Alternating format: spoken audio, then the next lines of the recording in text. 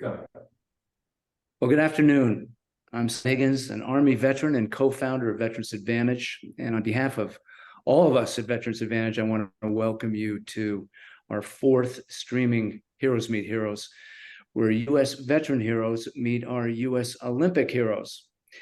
I want to announce that in a couple of months, Veterans Advantage will be rebranding to We Salute. Our mission remains the same, and now, as always, we salute those who serve and have served and their families. So thank you all for joining us.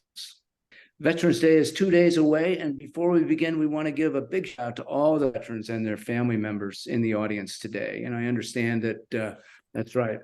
I understand we have about 1,000 people that are watching now. That's great. We also want to give a shout out to the Marines in the audience, because tomorrow, November 9th, marks the 248th birthday of the U.S. Marine Corps. Wow. So today is a very special day. You'll have time, Gerry. You'll have time.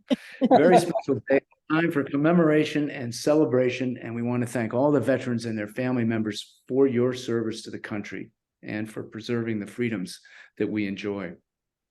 Now, to give you some background, Heroes Meet Heroes was created 11 years ago by Lynn Higgins, my co-founder at Veterans Advantage, who also doubles as my wife, my beautiful and brilliant spouse. So thank you very much, Lynn. I also want to thank the talented and dedicated members of our Veterans Advantage team who've worked so hard on this live streaming event. So a big thank you goes out to Roy Aspar, Rebecca Martin, Angela McFarlane, Marissa Oster, Denise Innes, Tia Burt, and Jeremy Wosley for organizing this event. Thank you. Now, the concept behind Heroes Meet Heroes is for our Veteran Advantage members to meet these outstanding American athletes, and likewise for Olympians to honor our veteran heroes. The athletes and veterans who are with us today will share their stories with you and respond to your questions. They share a lot in common: great determination and success, as well as service to our country. Now, for the second part of Heroes Meet Heroes, we're going to open the door on the floor for a Q&A session. Everyone attending tonight is muted, so we can't hear you, but if you press the icon at the bottom of your screen to submit your questions, I'll present them to our panelists. You can begin asking questions at any point.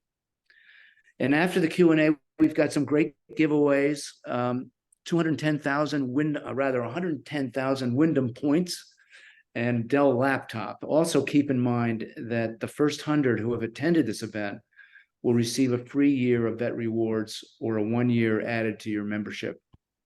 And another 100 will receive 2 free tickets to an IMAX movie of your choice. Okay, so let's get started. I'd like to take this opportunity to introduce Donna de Varona. She's our guest of honor, and with good reason. Donna is a 2-time Olympic gold medalist in swimming who has set an astounding 18 world records for the fastest time in swimming. She's an Emmy Award-winning broadcaster and a longtime member of the Veterans Advantage Advisory Board. She was voted the most outstanding female athlete in the world, and at 17, she became the youngest and one of the first women broadcasters at a national network, ABC News. She worked tirelessly to promote Title IX, which, as you know, prohibits discrimination on the basis of sex. She helped establish the Women's Sports Foundation and serves as the chair of Women's World Cup Soccer. She received the Olympic Order, the highest honor of the International Olympic Committee. Her leadership in sports communication and consistent advocacy for expanding opportunities for women in sports have really had a lasting impact across the country and the world. And some of you may have met Donna when she did a USO tour of Vietnam in 1969. Gerry, I think you were there at that time. I had already left, so didn't have the pleasure of meeting her.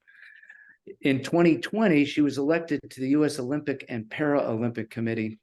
And I'd just like to add that her father served with the Red Cross in World War II, and her spouse, John Pinto, my close friend, is a U.S. Army veteran. So Donna, thanks so much for your outstanding support of Veterans Advantage and our members. I've left out a lot in your bio because we'd still be here in an hour from now to list everything, but we'd love for you to share more about your story. Thank you. I just about my story. I want to thank all the vets that are here, and I want to thank the Olympians for joining. I say this every time. I mean, I joined 24 years ago when Scott asked me, and you can never say no. It's an important organization, and what we're doing now is really important, communicating with each other. So the marvels of Zoom and the marvels of being able to connect us. This is the 11th Heroes Meet Heroes. We used to do it in New York, but it got so big that now we can reach more people. So I want to welcome everybody and thank you for including me. And yes, sports gave me a life.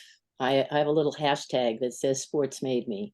It taught me the values of commitment, of making a commitment. You don't really know what the end game is. And I always say, us Olympians, and I think most of us that are on here will agree that we're the ambassadors, you're the heroes. Um, we have been privileged both, though, to represent the United States. I'm very proud that we do that. And of course, coming up next year is the Paris Olympics. I think we need a little bump in support. And I think the world needs a gathering place where people meet on common ground. And that's probably why I've stayed in the movement for so long, because as a 13-year-old, I saw the world gather in Rome, and I met extraordinary people like Muhammad Ali, who was Cassius Clay then, and Wilma Rudolph, and Walt Bellamy, and so many great athletes that have remained in my life. And just recently returned from a trip and picked up a phone and called Novella Caligaris, who was the first Italian woman to win a swimming Olympic medal. And at the World Championships, she won a gold against the East Germans at the first World Championship. So we have friends everywhere. And I'm going to quit now, but I'm just going to say thank you so much for all joining, and I'm going to be very interested in listening to the stories and answering questions. Thank you, Scott. Thank you, Donna. And Scott Fusco is joining us today. Scott is a two-time hockey Olympian and a founder of Edge Sports Center. In his early life, he attended Harvard University, where he became known for being, quote, one of the most prolific scorers in college history. Quite amazing. He then went on to become the founder and senior vice president of Software Quality Partners, a large regional IT consulting company, a lot of business experience. He is the recipient of the Hobie Baker Memorial Award, and he was, importantly, inducted into the U.S. Hockey Hall of Fame in 2022. Congratulations, Scott. And he also founded Edge Sports Center, where he connects athletes with qualified coaching. So thanks so much, Scott, for joining us. We'd love to hear more about your story. Yeah, thank you for having me. This is the second year I've participated. I was fortunate enough to be part of this last year, and excited to be asked back again this year, just to meet all of you and listen to the panelists. And similar to Donna, or what Donna said, sports definitely shaped my life from the time I was a kid. I started playing hockey because I liked it. My mother actually got me into skating for just something to do when I was probably 2 or 3 years old. And, I enjoyed it, and I happened to be good at it. And it just provided so many opportunities for me, both in education and athletically.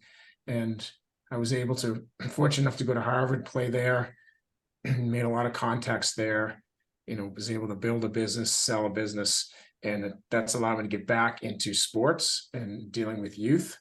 And so for the past, 17 years, I've been running a athletic center.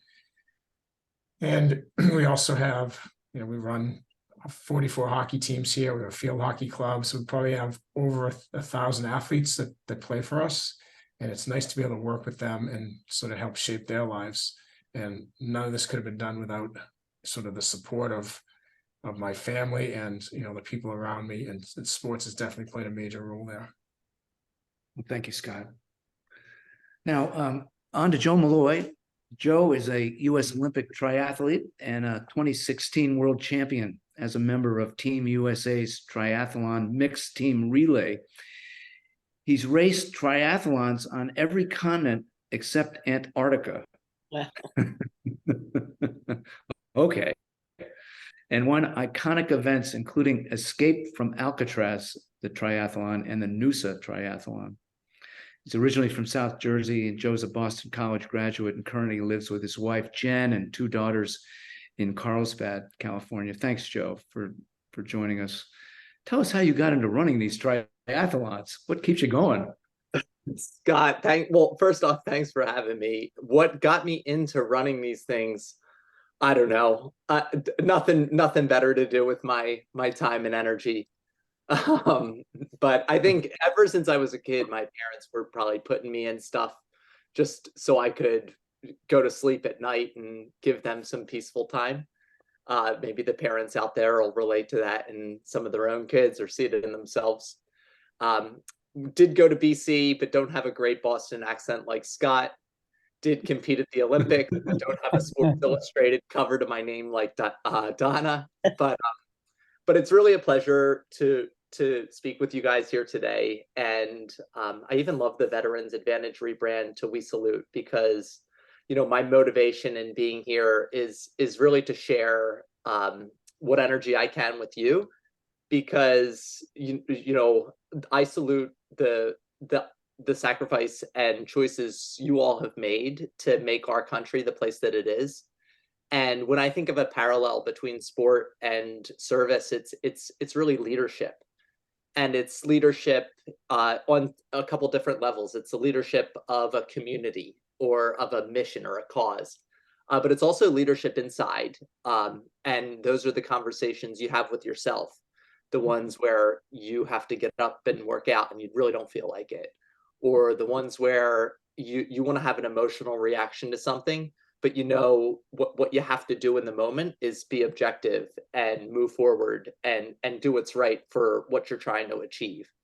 So excited to share any stories or my perspective, but again, really what I want to express is my thanks and appreciation for what you guys do. Thank you, Joe. And I'd like to introduce Gerry Byrne.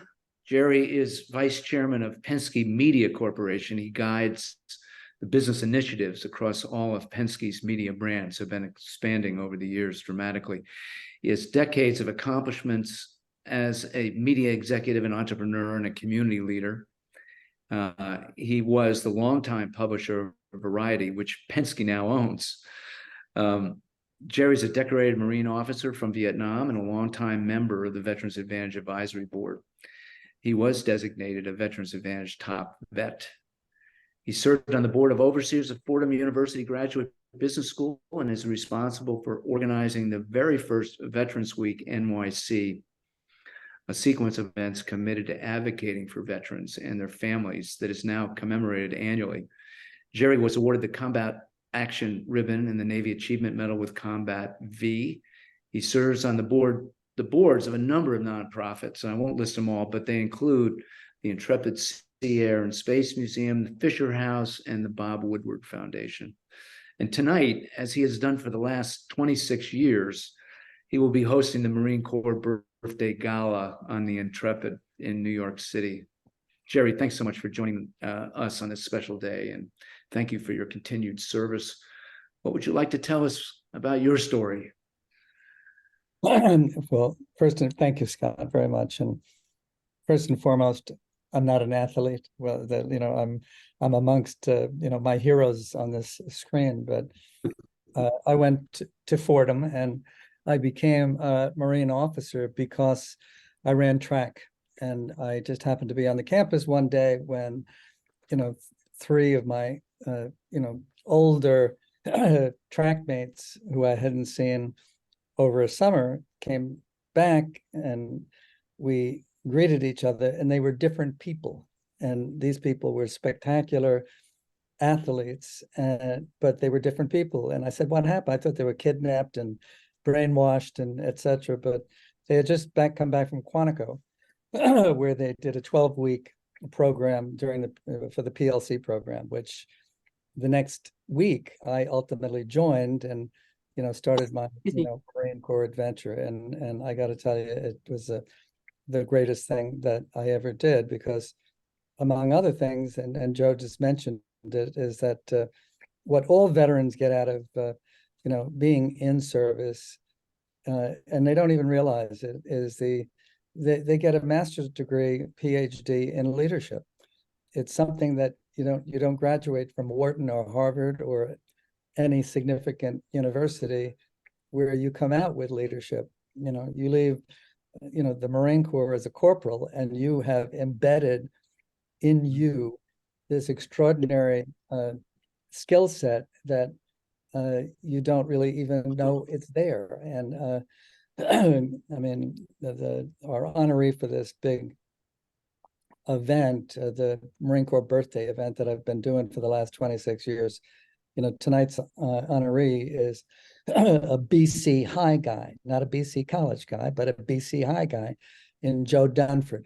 Joe Dunford was the chairman of the Joint Chiefs of Staff, the commandant of the Marine Corps, and he is, probably one of the greatest people I've, ever had an opportunity to become friends with. But, when you look at him and others like him, you see this extraordinary character that is, incomparable. In the sports world, though, I saw the opportunity to create track and field with the Marine Corps years ago.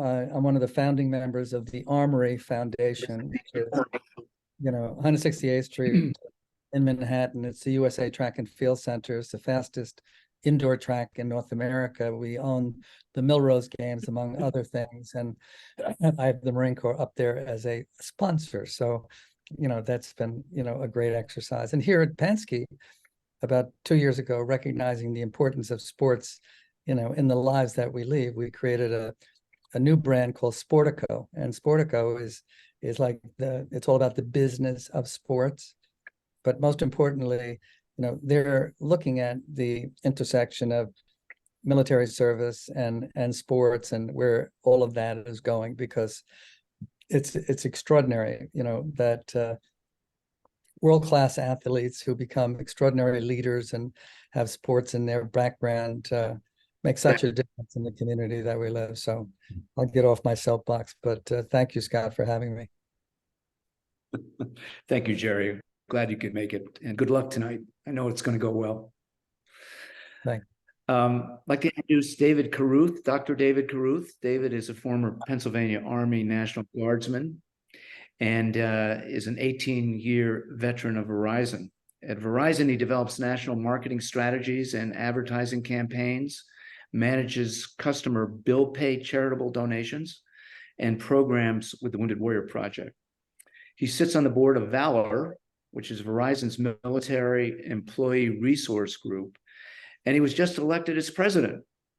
He was also awarded the Credo Award, which is Verizon's highest award, by its president and CEO in recent years.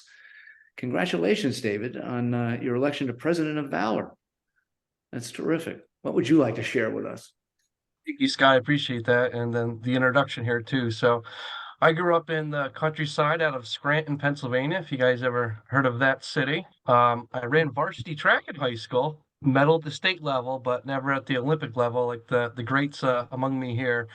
And just out of high school, too, I enlisted in the Pennsylvania Army National Guard. And that would have been 20 years ago, coming up here this spring. So it feels like yesterday.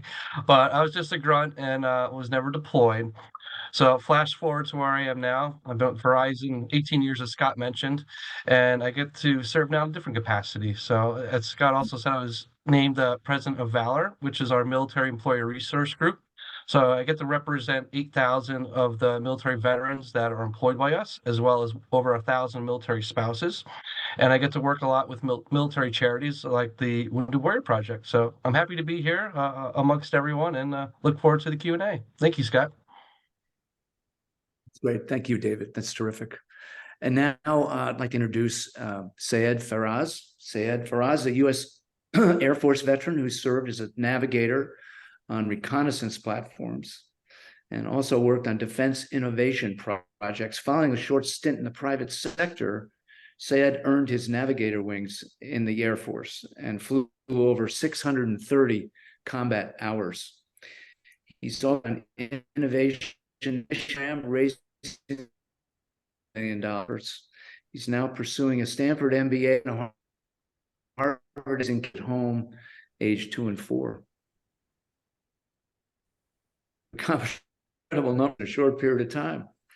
What would you like your story? Scott, thank you for that warm introduction. And definitely feel humbled to be amongst these really accomplished and I mean, really heroes. I'm not one, I represent the common person, just so there's some balance on this panel. But really humbled to be here.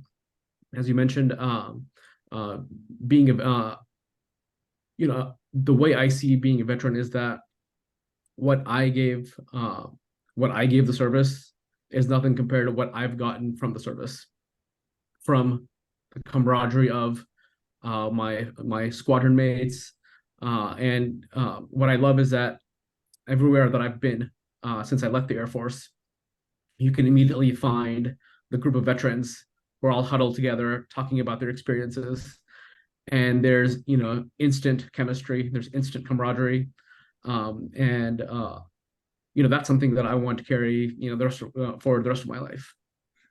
And you mentioned I've got 2 kids. They're running around here in the house somewhere. Hopefully they don't interrupt any second. But yeah, I'm looking forward to speaking with y'all.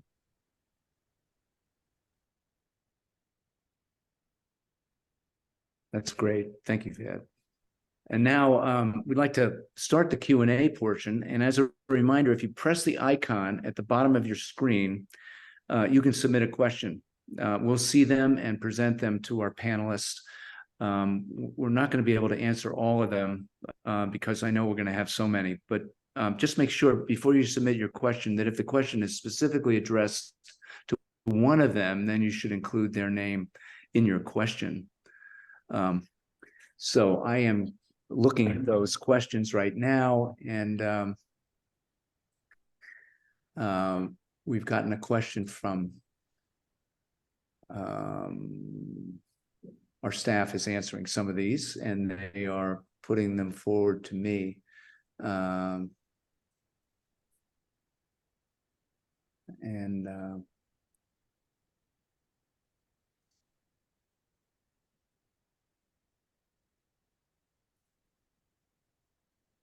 A lot of their panelists are now answering these questions on live. I'm looking for those that we can assign here.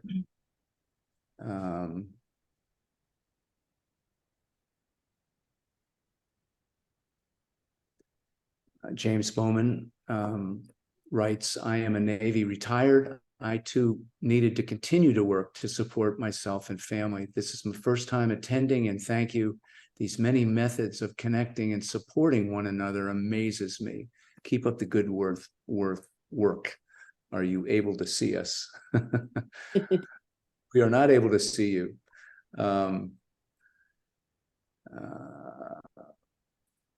Michael Lawrence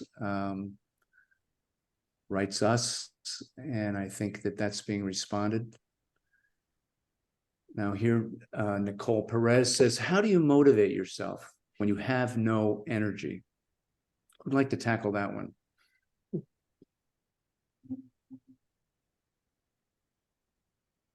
Feel free.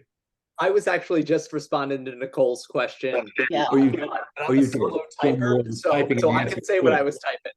Yeah. My 2 cents is just start. Motivation doesn't have to precede action. So you can act, and then maybe the motivation comes, maybe it doesn't. And then one of my favorite hacks is being around other people. You probably, I felt motivated listening to some of the intros on this call, and I'm sure as we hear more of your stories, you're going to be motivated hearing from each other. So find that tribe or community, and find a partner with it. Great, thank you.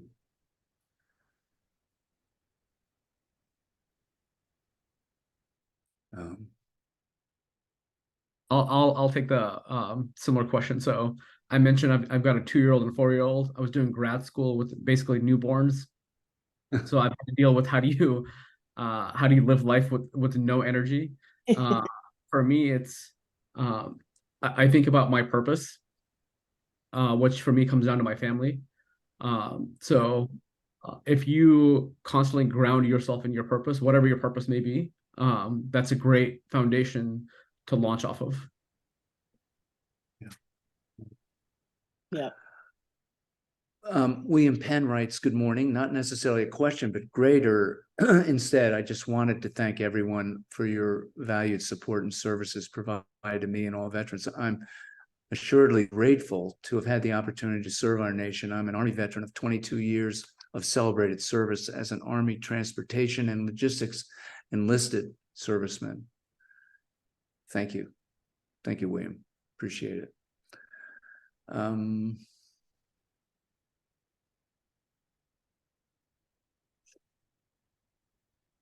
Scott, I started to answer one. Yeah, why don't you, Donna? And I don't know whether it went through, but it was a question of, have you ever been in a situation where you've been asked to do something, maybe it's a job opportunity, and you're afraid that you can't handle it? How do you do it? And yes, I was in that situation. I was with ABC, and I got a call from someone I'd worked with before during the '84 Olympics, and he wanted me to be chairman of the 1999 Women's World Cup. Now, they've done a lot of studies about women. You know, we have to feel like we're overqualified before we usually take a position. Men usually say, yeah, I've done that before, I'll do it. Well, I fell in the women's category, and I told my friend, I said, listen, it's a great opportunity. I'm at ABC, I've got 2 little kids. I turned it down. So they hired somebody else, and she didn't work out. So he got on a plane, he came back to me, and he said, you have to do this. And I did, and it's the best thing I ever did, because ABC let me go at 50, and it was devastating.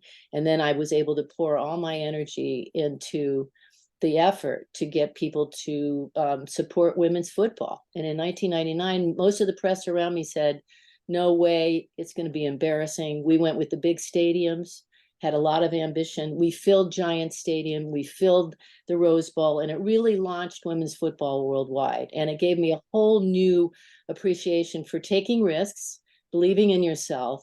And, you know, you don't have to know it all. You can find it out, but you got to reach out to the community. And it was the best thing I ever did career-wise. Wow. It really was amazing. I was there for that huge event where the U.S. Women's team was against Sweden, wasn't it, Donna? The final was against China, double overtime. Yeah. That's when Brandy Chastain took off her T-shirt. Maybe some people on this call never saw it because they were too young. To me, it was yesterday. But you couldn't have. It was like a fairy tale. We went from the back of the sports page to the front of the front page, and Larry King had us on. We were on every late night show. I put all our athletes in our commercials. It was a great victory for team sport, and especially a sport in Europe that's very macho. And now you find we've got real competition now around the world, which we saw just recently. Michael Lawrence writes, how was your transition out of the military? How did you know where you wanted to be after? Jerry Byrne, would you like to? Yeah, I mean, that's a really great one, because there was another question from Megan Deppenshit asking basically the same thing. And I was going to go to Wall Street. I had a job in 1969 when I got home from Vietnam, and the market was in a crazy state. And I had one interview other than Wall Street, and that was with the New York Daily News. And there was 7 interviews at the New York Daily News, 3 on the business side, 4 on the editorial side. And I knew nothing about the media business, 0. And each one of the individuals who interviewed me, as luck would have it, they were all Korean War veterans from Army, Navy, Marine Corps. And what happened is that they recognized that there was something in me that wasn't working properly, to say the least. And they looked at me like, in today's environment, you look at a service dog. So they looked at me like, you come to work for the Daily News and we will take care of you. We understand, what's going on with you returning from Vietnam.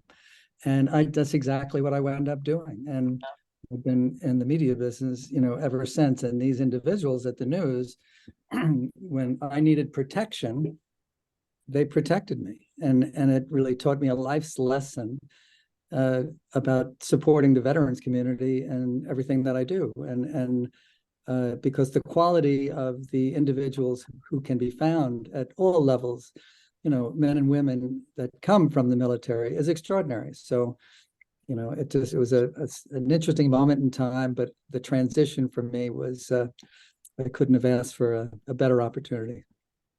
Thank you, Gerry. Penny Cornelius asks, I'm a military spouse and have been volunteering coaching for a while. What can you say is a concern now to help athletes grow as they are young that I coach? Scott, would you like to address that one? Sure, I'll give it a shot. So I've been coaching for 20 years, and I mostly coached girls. Actually, I have 3 daughters, so I've gotten and I got into girls hockey. I have coached boys, but I mostly coach girls. And I coach the last probably 8 years. I've been coaching high school age, and this year I'm doing that, and I'm also coaching 10-year-old girls. And so I've sort of seen it all. And one thing I think there's sort of a lack of confidence in some of the players and some of the kids. And I did see some questions written on the chat here about self-doubt and how do you overcome that. And I think, and I'm sure the other athletes on this panel can say the same thing. You have self-doubt every day as an athlete. Every day you show up, there's someone there that wants to be better than you. And I think the more you can build confidence in kids, that yes, you can do it. It might be scary. You might not be confident going in, but just go out and try. If you try your best and you prepare your best, you'll be satisfied with the outcome. You might not be satisfied with the score of the game or your time or whatever you're doing, but you'll be satisfied by the fact that you prepared, you did your best, you got through it, and you were successful at it. And the more you can build success with younger players, I think that serves them well as they go through and grow and progress up the ladder. Great. This is from Pete Norton. He said, many have pivoted in your journey. What was critical in that period, during the pivot period? What was critical to keep you on course?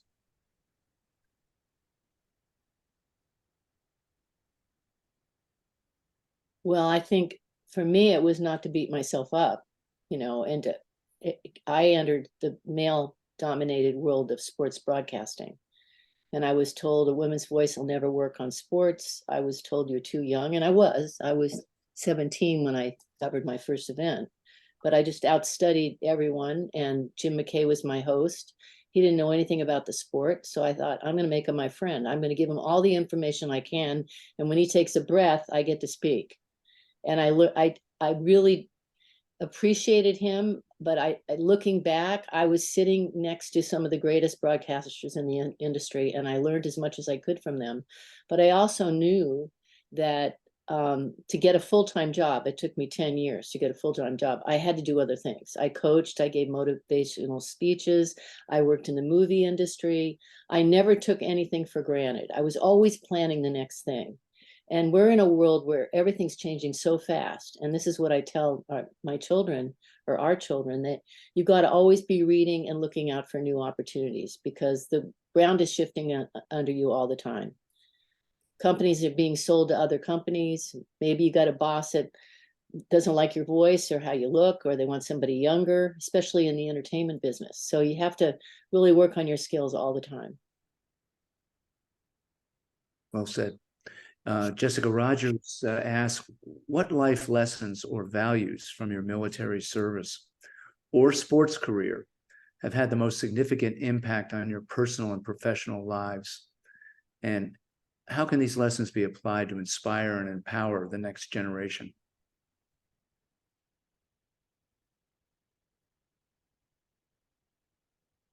Would like to tackle that? David, would you like to? I'd say teamwork, because that can apply across the board for both sports and military. And then it relates also to camaraderie, because the one thing talking with a lot of my comrades at Verizon, once they leave the service, they miss that camaraderie. They miss that teamwork of doing things together. So, working with companies that have these employee resource groups, particularly for military, you get that sense of camaraderie back, and you have that communication that you may be missing, and then you're speaking the same lingo, and then that applies again to the sports world. So I'll hand it over to our Olympic athletes, well, because I think it's very prevalent there too. Okay, but before you leave, we did get a question from Al Eskaname for David. He said, what type of things do you do with Verizon's Veterans BRG that help veterans stay connected and grow with the organization? A lot of volunteer work, so especially the month of May for Military Appreciation Month, and then Veterans Month here in November. We'll do a lot of virtual and in-person events. For my team in marketing, what we're doing now is a fitness challenge. So we're counting calories burned by day. So like a lot of smack talk on our Slack channels and instant messaging to get folks pumped. And then also, as we're out there doing that, we do a volunteer event. So we're doing litter pickup. So just being involved as a team, and working off each other, talking smack, and doing volunteer work really brings up everyone's spirits and builds that camaraderie. Right. Joe, you want to add to that? Yeah. Just a touch. I don't know that I'll add much to what David said, but just some lessons from my own experience. Number one is confidence, because from going from an athlete to something else, and I by no means have this figured out. It's something I'm working through every day. Is I went from something being my life, my profession, my identity, what I did with all my free time, to all of a sudden having this space, and my body wouldn't allow it to be my job anymore. And and I think that idea of something that's it's so tangled up into who we are and how we see ourselves, and more challenging how others see us, that when that goes away, or when you choose that it's time for that to go away, it leaves a void. And you need that confidence, and you need to know where it comes from for you, or what activities fill that cup, to keep going through the uncertainty. And one of the things that helps me is to think of seasons. I love taking lessons from nature, and I think how natural it is for summer to die away and turn to fall, and for fall to turn to winter and to spring, and how that change and rebirth is part of life itself. So when I feel down on that, or feel like I'm losing something, I just kind of remember, like, this is normal. This is something everybody does, and in fact, it's a gift that's unique to us. Because I think you see some people who live their whole lives and realize, oh my gosh, I missed the point. I was doing something wrong all the way down the road, and we go through these struggles with our identity and figuring out who we are, what's important to us, and who we want to be, and who we can create with our actions every day, earlier on than most. So I think that's it sucks, but it's a gift. Yeah. Well, that was a great answer, and I'll just reaffirm what I said before about this unbelievable asset that you're given, by being in the military, and you learn it in the athletic world as well, and it's worth, for those who are on the call, Googling. There are 11 leadership principles in the Marine Corps and 14 leadership traits. It is not rocket science. Just you look at them and you think about them, and it just helps set a course and how you think about yourself, and the confidence that you guys are mentioning. I totally agree with. But I mean, so much of it for people who have been in the military is embedded, and they don't even appreciate what they have, and that's become part of their DNA. And if I can just expand on that 1 minute, I don't want to dominate this, but something that was helpful to me, and I hope is helpful to you, which is why I'm sharing, is come up with a personal brand for yourself. Because your identity is such a tangled web of all of your experiences that you brought to this moment. But when you go out there and talk to people, especially if you're looking for a new opportunity, a new job, to break out from your military background, you want to tell them who you are, and you want them to remember who you are. And they're not going to remember all the mix and the jumble. So come up with 3 words that represent you. If you look at that list Gerry mentioned of leadership principles, and find 3 that you represent, and weave a story into, you know, how you represent those 3 and the value those 3 bring to people in different situations and new teams. Well said. If I could jump in, I've seen some questions that are about some difficult topics that veterans face. So I was wondering if I could address that for a minute. So there are several questions that I've seen about you know, trauma from service, PTSD, injuries, etc. So I'll kind of share with you a little bit of my story and how I've dealt with that. So when I joined the Air Force, it was a struggle to join the Air Force. I failed my first vision test. So of course they said, you know, you can't go fly. And my response was, let me figure out a way. What I did was, they said I didn't have depth perception. So I was working in DC at the time. I put an eye patch over my right eye to exercise my left eye. And I did that for 3 months. And every day, all day I would walk around with an eye patch, come home and look at like a 3D image book to work out my eyes. After 3 months, I went and passed the test and of course joined the Air Force. But I'm telling you this because of all the work that I did join. Unfortunately, I had some health issues within the service, which is why I wasn't able to stay on, you know, for a full career, and I had to leave. And I've been dealing with those health issues since I've left. And the first thing I'll tell you is that you have to recognize that there's something going on. There's nothing wrong with you, right? There's nothing wrong with you. It's just that you have some health challenges, whatever they may be. And your job now is to seek out help, whether that's with the VA, whether it's with your friends and family, with your community, or, you know, private healthcare, whatever it is. Your job, your mission now is to get the help that you need, and attack that with the same vigor and rigor that you attack your missions within service. And you owe that to yourself, to your family, to make sure that you're taking care of yourself. And I know it's hard. The VA sometimes can be very challenging, but you can't give up. And, you know, I've seen, you know, all the veterans, and, you know, most people nowadays know that there's, you know, 20 to 25 veteran suicides every day. You know, that's something that as veterans, it's our job to make sure that we're taking care of our fellow brothers and sisters. So please look out for yourself and look out for each other. Yeah.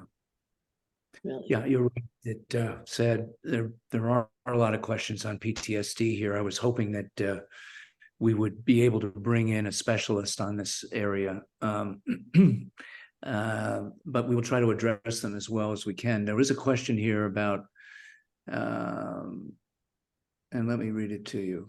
William Penn asks, as a veteran with PTSD, I find it very difficult to interact in social settings, even to the extent of simply going shopping or getting out of the house with my family. Have any of the panelists here experienced similar challenges in their post-military lives, and how do you address or tackle those hurdles? Those are very difficult questions, Gerry. Oh, yeah, it's just every veteran sometimes forgets that he or she is part of a community, and I think that's something you have to think about. And the best people to reach out to, and I am not a clinical psychologist, but the importance of communicating issues that you have is to fellow veterans, and because we are indeed a community, and people who have served overseas in difficult situations, they don't talk to their families about it, they don't talk about how certain things have impacted them. But when you have a veteran friend, whether it's through a VSO or through VFW or the American Legion, it's amazing how much of a remedy it is to get a door opened and get that comfort zone about communicating about what the issues are. I mean, I can speak from personal experience that indeed helped me dramatically and still does to this day. So, well put. Yeah, I was hoping that Dr. Laurie Sutton would be able to join us. She headed up Veterans Affairs for the City of New York and is a trained psychiatrist. She is working on new therapies for PTSD and is very excited about one that involves hallucinogenic drugs, which have proven to be very successful in treatment. And we will be posting those studies and her work so that anyone that is concerned about this or has friends, associates, family that is concerned about this can read this material and perhaps.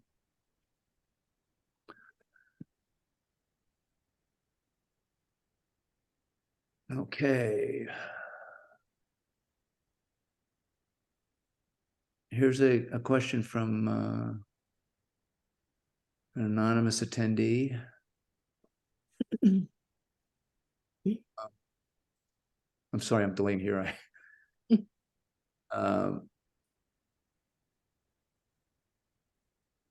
There are some general ones.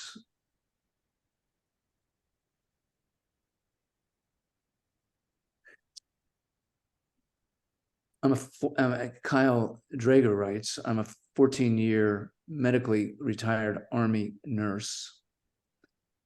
veteran, for combat tours. I too have to also work long days to support my family. I'd love to own my own business and make my own hours someday.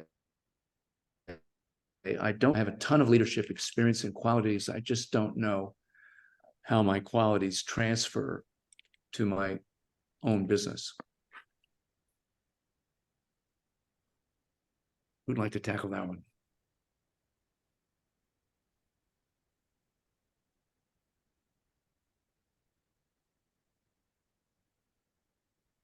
You jump in there. I don't own my own business, but I think it's passion, because I know a lot of veterans that do own their own business, and passion is something that lives and breathes inside of you. And that same passion and that heart that you had to enlist and serve our country, that's still in there. And you could guide that to, bring out starting a company and treating it as your own little child, and growing it, just pushing that passion to another area. I think that'll be very helpful. And this is a conversation with folks that own businesses. That's what it comes down to. It's the passion and drive that they have, and you have that as a veteran. It's a good point. The VA has a number of programs to help vets who want to start new businesses. So I'd explore that as well. James Brown said, what are each of your top 3 to 5 principles that you wish everyone knew that has taken you to where you all are now and you feel absolutely lucky and blessed to have become aware of?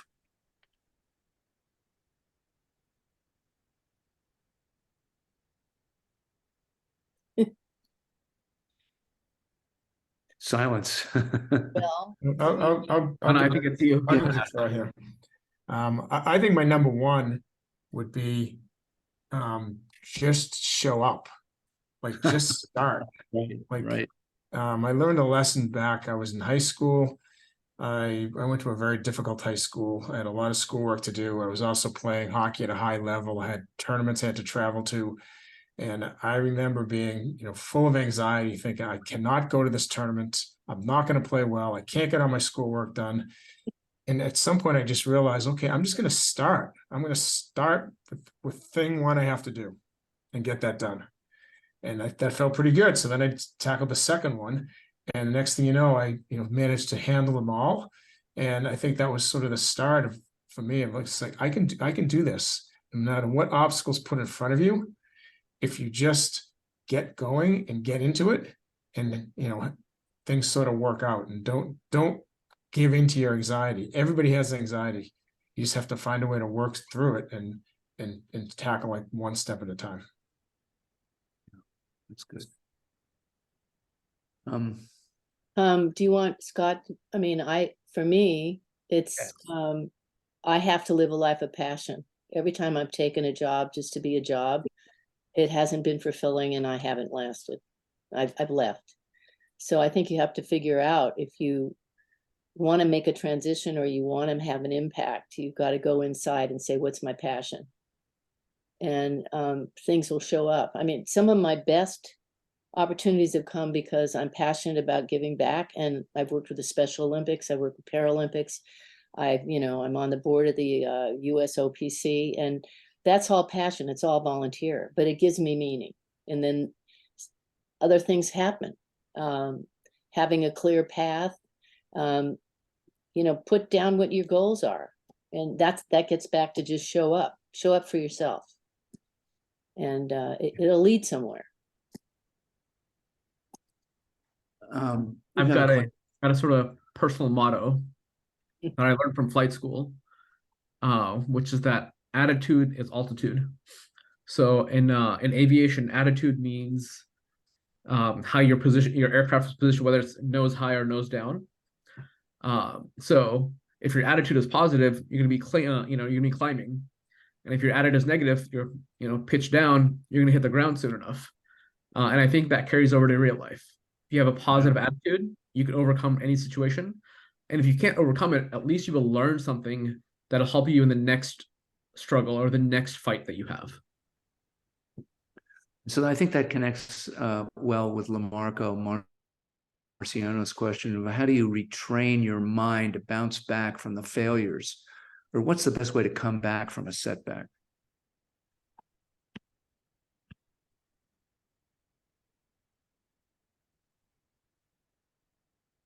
I think athletics is sort of a unique arena for these kind of things.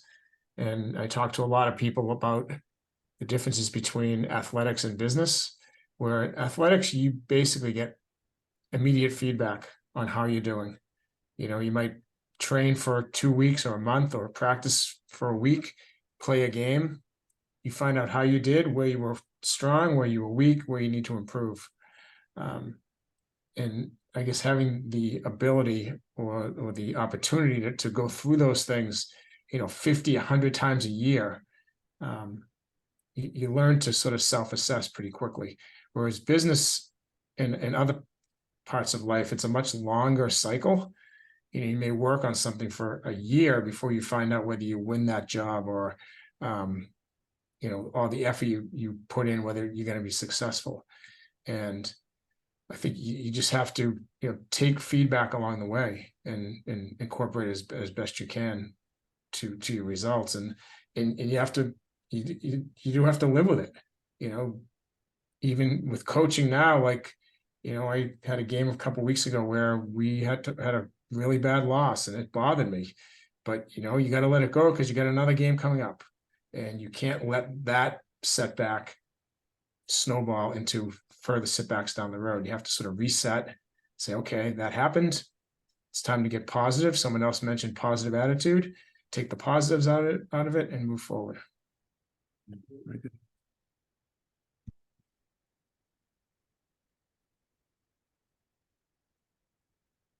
Milton King asks, do all athletes ever identify all therapy programs available to them and this really then actually use them, as they have proven to help with PTSD, with depression and anxiety, like fishing therapy, music therapy, mantra meditation therapy?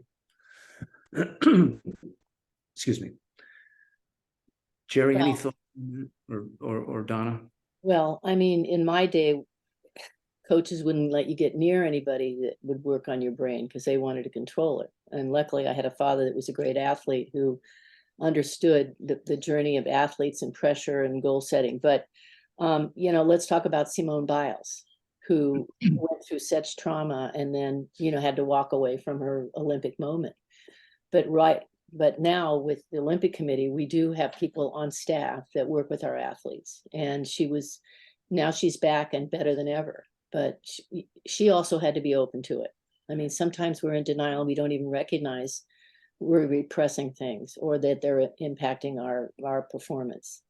I also think she was a real victim of people wanting to know her story, and maybe she compartmentalized her abuse, and when it came out right before the Olympics, where she testified on the Hill. This is my interpretation. And the press was all over it. And then she was made the go to the Olympics. I think it was just too much for her to handle. But she had the courage to walk away and give her teammate the opportunity to perform. In the old days, the coach used to say, you fell down, you get back up on the horse. You got to be tough. And I've said to people, that's poor coaching. I mean, she could have killed herself on a balance beam. As a swimmer, I could dive in the pool and nobody would know.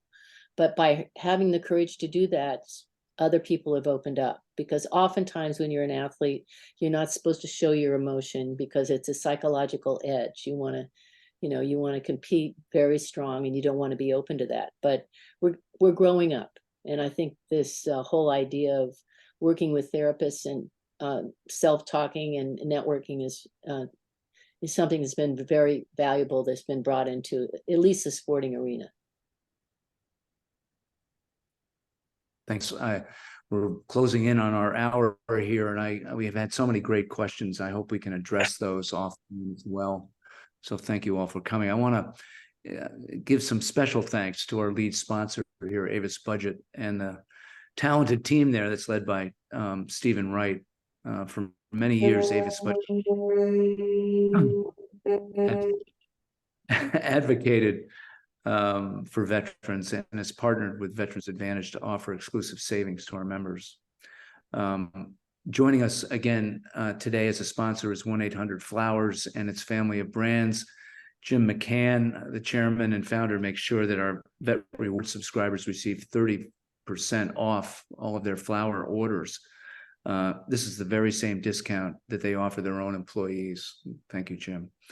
We thank IMAX and CEO Rich Gelfand, who's donating hundreds of tickets to an IMAX movie, 2 each for many of those who are attending today, and to Dell, who's donating a free computer to Ryan Hudson at Dell, who arranged the gift, and to Wyndham Hotels, who honors VetRewards subscribers and deep discounts on rooms in its more than 9,000 properties worldwide. Today, we're awarding 120,000 Wyndham points, good for a week's stay at one of their exceptional properties worldwide. So thank you to Amy Block, who arranged this at Wyndham.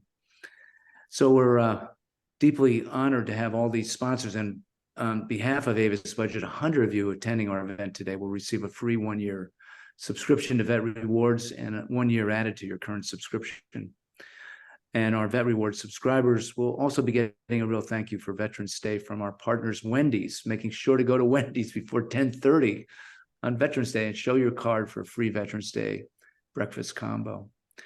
Now to the giveaways. We've employed a random selection system winners, and so I'd like to announce those. Rebecca's just handed me the results, and the first one, which is the winner of the Dell laptop, is Kenneth Roberts. So Kenneth, if you are here, I think we'll be able to patch you in. And if you'd like to make a comment. I am here. Hey, Ken. Now I've noticed your email is USMC. Pick 1968. Kenneth Roberts. Sounds like we're all the same era, Gerry, you and me. So congratulations. Thank you. Thank you for coming. We Yes, appreciate and how do I receive this? You'll be in touch. Our staff will be in touch with you, Rebecca Martin probably, and she'll arrange for it to be delivered. Okay, great. Yeah, it's a great broadcast. And yes, I was in the platoon leader car with one of your presenters as well in 68, 69, 70. So yes, I appreciate that. So thank you. Okay. Great. Thank you, Ken. Happy birthday, and thank you for your service. Happy birthday to the Marine Corps. Yes. Great. And then the other award is 120,000 Wyndham points, and the winner there is Tamika Scott. So if you're there, Tamika, we'd love to hear your voice.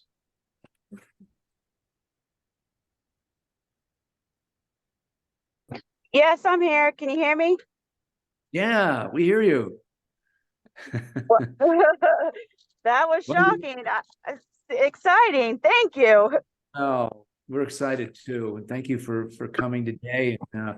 Where are you going to go to use those points? Hopefully the beach. Well, Wyndham has a lot of beach properties, so you can choose from a lot of them. But congratulations. And Thank you. now, did you serve as well, Tamika? In the Navy. Ah, all right, great. Well, thank you for your service. Thank you. Appreciate it. Okay, well, once again, I want to thank each of the panelists for finding the time to be with us today for this event, too, for your service and your support. Veteran, we salute. Happy Veterans Day. Stay safe and see you soon. Okay, bye-bye. Thank you, Scott. Bye-bye. Thank you, everyone. Terrific.